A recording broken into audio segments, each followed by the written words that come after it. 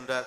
மீனவர்கள்கிட்டயே போயிட்டு அவர் எல்லாத்தையும் பண்ணுறாரு. அவன் சீஷர்கள் எல்லாரும் மீனவர்களாகவே இருக்கிறாங்க. ஏன் குறிப்பிட்டு மீனை பற்றி அவர் எடுக்கிறாரு அப்படின்னா, ஏன்னா அவருக்கு மீன்ன்றது என்ன ஒரு விஷயம்னா, ஒரு குளம் எடுத்துக்கிட்டீங்கன்னா தண்ணீர் இருக்கும், மீன்கள்லாம் இருக்கும். குளம் வற்றி போச்சுன்னா மீன்கள் எல்லாம் செத்து போயிடும், எல்லாம் எலும்பு கூட மாறிடும்.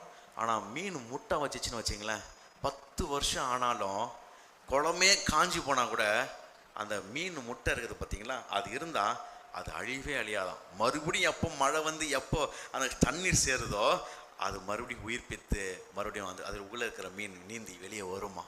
அதுதான் தேவன் நம்மளை சொல்கிறார். நம்மளை மீனுக்கு ஒப்பிட்டது அதுதான். செத்து போகிற கண்டிஷனில் இருந்தாலும், தண்ணி காஞ்சி போன நிலைமையில் இருந்தாலும், ஒரே ஒரு கர்த்தருடைய ஆவி நம்மளை பலப்பட்டுச்சுன்னா அங்கிருந்து உயிர்ப்பித்து கர்த்தர் நம்மளை எழுப்ப வல்லவர். அந்த மீன் குஞ்சுகள் இருக்கிற ஒரு வல்லமை அதுக்குள்ளே இருக்கிறது. இதே மாதிரி தான் லங் ஃபிஷ்னு ஒன்று இருக்குது. லங் ஃபிஷ்ஷோட வீடியோ நீங்கள் பார்த்தீங்கன்னா, அந்த லங் ஃபிஷ்ஷோட ஸ்பெஷலு அதே மாதிரி தான் குளத்தில் இருக்குது, ஒரு முட்டை இருக்குது.